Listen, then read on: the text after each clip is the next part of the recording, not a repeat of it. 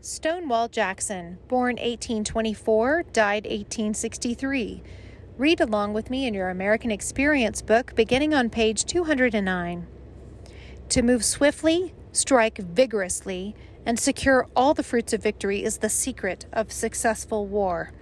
Quoted by George Francis Robert Henderson in Stonewall Jackson and the American Civil War in 1904. For most of his life, Stonewall Jackson was Thomas Jonathan Jackson, a quirky but hardworking man from Virginia. After losing most of his family to illness and growing up with his uncles, Thomas was accepted to West Point Military Academy, where his social and academic struggles fueled his determination to succeed. Thomas graduated from the academy just as the Mexican-American War began. He fought bravely along with Robert E. Lee and left the war considered a hero. Between this year and the Civil War, he taught physics and artillery at the Virginia Military Institute. Jackson's students thought him strange. His hypochondria convinced him that one of his arms was shorter than the other, so to hide it, he kept one arm raised as he lectured. Thomas wanted Virginia to stay in the Union, but when he had to choose, he stood with his homeland over the federal government. He earned his nickname Stonewall at the First Battle of Bull Run, Manassas. The Confederate Army had a hole in its defenses, and Thomas charged in with his troops to cover it. The opposing Union general remarked that he stood like a stone wall. Stonewall Jackson was promoted to Major General after that battle. His Shenandoah Valley campaign was so successful that he was asked to join forces with Robert E. Lee. In Chancellorsville, the two performed a famous maneuver of splitting up their small army and attacking Union soldiers from multiple sides. Sadly, just after this great victory, Stonewall was hit by friendly fire and died in the hospital of pneumonia. The following excerpt is from Personal Recollections of Stonewall Jackson by John G. Gittings. In a letter to his cousin, Stonewall once wrote, "I am most anxious to see our family enjoying that high standard and influence which it possessed in the days of yore." He said his Jackson relations were very clannish, and he was warm in his family attachments himself, but he would give none of them military office unless they first proved themselves worthy of it by actual service on the battlefield. From this section, he appointed his relative Colonel Alfred H. Jackson on his staff. This gallant officer fell on the battlefield of Cedar Mountain and died soon thereafter. He was buried in the cemetery at Lexington near Stonewall's grave. Stonewall's mother was Julia Neal, the daughter of Thomas Neal of Parkersburg. Her father was descended on the maternal side from the Lewises, a distinguished family, the relatives of Washington, and prominent in the Indian Wars and Revolutionary history.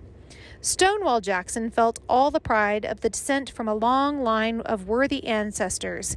He also felt his lack of education, and how much it would cripple him in his efforts to rise from the humble position in which he had been cast by cruel fate. Hence, while he was riding over the hills of Lewis County in the performance of his duties as deputy sheriff, when the news was brought to him that there was a vacancy at West Point from his congressional district, he immediately set about to obtain the appointment. His friends, knowing his manly, brave spirit, and knowing also that it was of such metal that soldiers were made, were especially anxious that he should obtain the appointment. Tom now began to study his books at night, after his hard labor of the day. He was doubtful about his ability to enter West Point, but was determined that he would fail through no lack of effort on his part, either to obtain the appointment or to sustain himself after he had done so. But his impetuous temper could not brook delay, so it came about that he started alone and with poor outfit on the long journey to Washington City before he had received any notice that he could get the appointment. The writer lives in the town where Jackson was born and has often conversed with old citizens who were men grown at that time. They have told him that Jackson made the journey on foot to Washington, a distance of nearly 300 miles, carrying his clothing and his saddlebags in order to solicit the appointment to West Point from Mr. Hayes, the representative from this district. It is said Mr. Hayes was much startled at the apparition of a country boy dressed in homespun and all travel-stained, marching into his presence with saddle pockets on his shoulders and abruptly demanding the appointment as cadet to West Point. The congressman thought that, considering his limited opportunities, surely Jackson was not qualified to pass the examination which was required to enter that institution.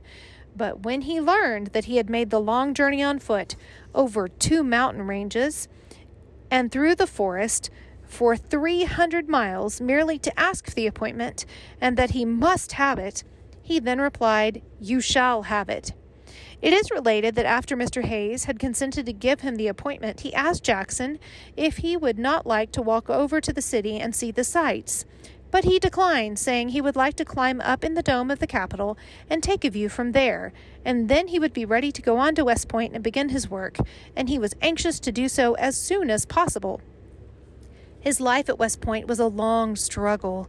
He was barely able to sustain himself in his class for a year or two, but he gradually forged ahead, and it was thought that if the course of study had been several years longer, he would have climbed to the top. The cadets at first were disposed to treat him with especial rigor, as he appeared unsophisticated, but in time they came to respect him and to believe that with his sincerity of purpose and unwearied application, he would be able to acquit himself with credit, which he did. Let us return now to the scenes at the Virginia Military Institute and to my intercourse with Jackson as a professor before I knew him in the sterner duties of war. It was not until my second year at the Military Academy that I came to recite in the classes taught by Major Jackson, but in the meanwhile I was under his instruction at artillery practice, which consisted principally, as far as the plebes were concerned, in the drawing, the pieces, and caissons. Jackson always wore his uniform and his military cap, the visor of which almost touched his nose. He was lank and long-limbed and walked a long, measured stride, swaying his arms leisurely while his gray-blue eyes seemed to search the ground in front. His brow was expressive and bore, without a doubt, the impress of genius. Calm dignity, unaffected modesty, sincerity, and the intense honesty of his nature were imprinted on his countenance and showed forth in every trait of his manners. I will admit that the cadets generally did not regard him in this light, but differently. Yet such was my opinion at the time, and in looking back through the vista of years, I believe it to be a correct one. At the artillery practice, we soon learned that Major Jackson was a very strict and exacting officer. He expected every cannoneer to do his duty, and every plebe who served in place of a horse too. One day on the parade ground, a fellow plebe managed in some way to draw out a linchpin from the wheel of a limber, at which I was pulling, and as a consequence, in trotting downhill at a fast pace, the wheel flew off with considerable force. As the fates would have it, it rolled directly towards old Jack, who was looking in an opposite direction. He turned his head in time to see its approach, and although it passed within a few inches of his person, he did not budge from his tracks. A cadet remarked, "He would not have moved if it had been a cannonball going right through him." But we soon observed that his gaze was fixed intently on our battery in a way that made us feel very uncomfortable, and in a brief space we were placed under arrest, officers, cannoneers, horses, and all. And as a result, this breach of discipline was settled in a way that did not invite any repetition of the offense. Professor Jackson was an able instructor at artillery tactics, but in the regular collegiate course, he did not appear to have any special genius for teaching. Yet he was always a conscientious, laborious instructor. He was said to be dyspeptic, and perhaps was something of a hypochondriac, as his health had been very much impaired by his service in Mexico. He had been at a water cure establishment in the north, and the prescription had been to give him to live on stale bread and buttermilk. He followed this prescription for some time while boarding in the hotel in Lexington, and these particularities attracted the attention of the public, and he was much laughed at by the rude and coarse. He bore all their jests with patience. In a like manner, he carried out another order from the water cure, to go to bed at 9 o'clock. If that hour found him at a party, a lecture, or a religious exercise, he would invariably take his leave. His dyspepsia caused drowsiness, and he often went to sleep while sitting in his chair. He was a devout member of the Presbyterian Church, over which the Reverend Dr. White presided, but he would sleep during the service. And it is stated that Jackson was thrown into confusion on a public occasion when a Mesmerist failed to put him to sleep. Someone in the audience called out, "No one can put Major Jackson to sleep but Reverend Dr. White." It was the custom at the military school to fire salutes of artillery on the 4th of July and Washington's birthday. In honor of such occasions, Major Jackson would always don his best uniform and wear his finest sword, a very handsome one, which the cadets said had been presented to him by the ladies of New Orleans at the close of the Mexican War. In the gray dawn of the morning, he would come marching on the parade ground with his fine saber tucked well up under his left arm. He had the long stride, as has been noticed, like that of a dismounted cavalryman. And on such occasions, his manners would be brisk if not cheery, for he took special pride in these celebrations and was very punctilious in all their observances. Major Jackson married the daughter of Dr. Junkin, president of Washington College, in the second year of my stay at Lexington. He then took up his residence in the town. Before his removal from the barracks, however, an incident occurred which will go to show the estimate in which he was held, even by the most intractable characters. A number of cadets who were about to be dismissed through incompetency in their studies or for excessive demerit marks, while on a Christian frolic, made a raid on the professor's rooms in the barracks and despoiled them. Major Jackson's room alone was left intact.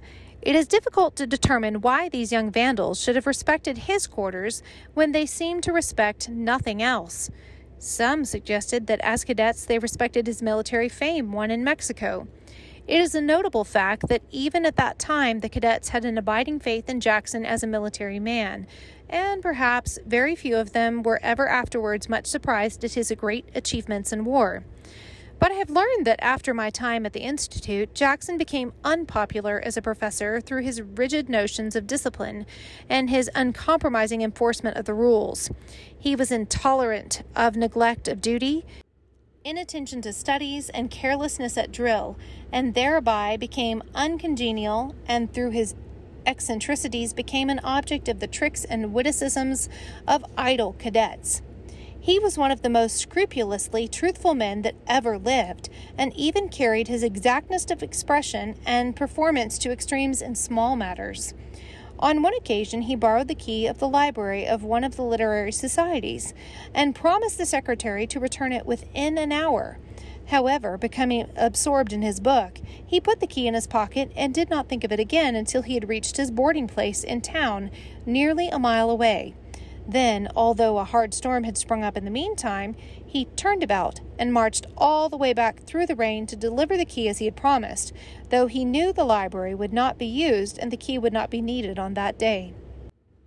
In conversation, if he ever happened to make an ironical remark, even if it were so plainly ironical that none could misapprehend it, yet would he invariably qualify his expression by saying, "Not meaning exactly what I say."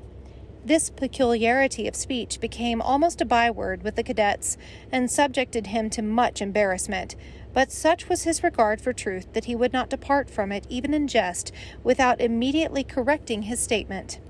He belonged to a literary society in Lexington which embraced in its membership men of learning and ability. It was a custom of the society to hold a series of public lectures during the winter season.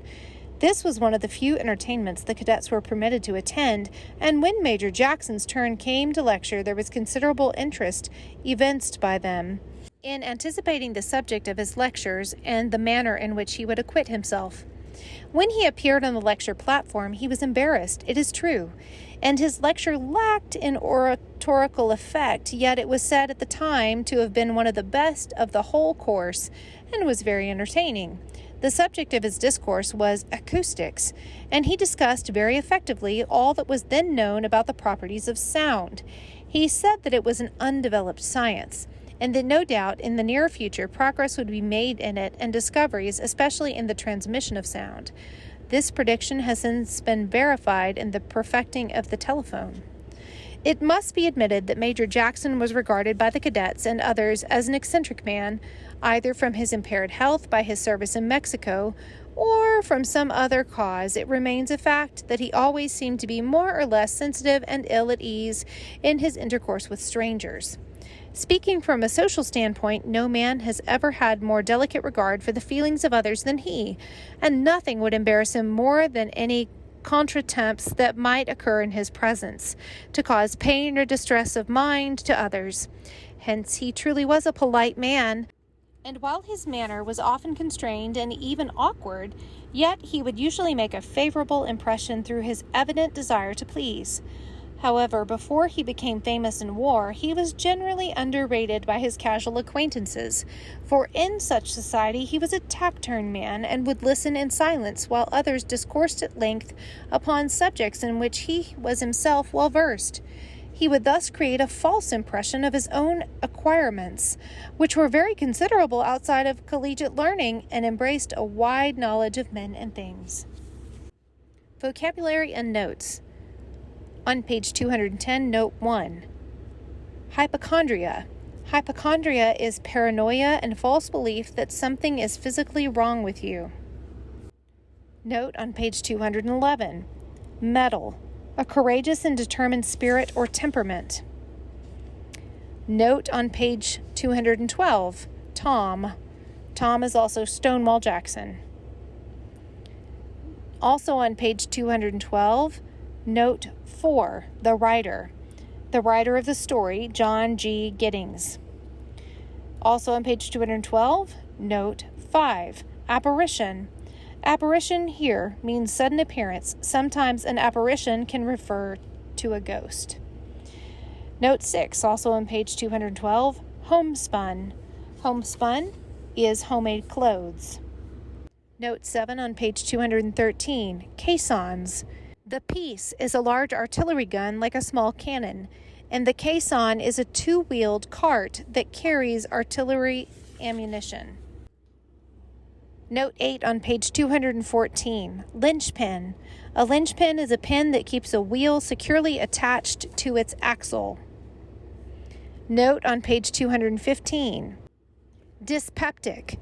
Dyspeptic means being irritable because of bad digestion. Note 10, also on page 215, mesmerist. A mesmerist is another name for a hypnotist. Note 11 on page 216, punctilicis. Meticulously conforming to proper etiquette. Note 12 on the same page, barracks. Barracks refer to military housing. Note on page 13, sick. Sick is a Latin word for thus and is used when you quote or reprint something that contains a word that seems like it might be a mistake.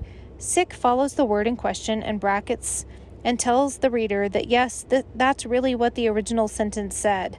We have put sick here because it seems like esteem might be the word the author meant to use, but we have kept the sentence as it was originally written.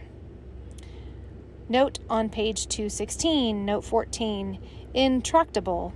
Intractable means sullenly stubborn.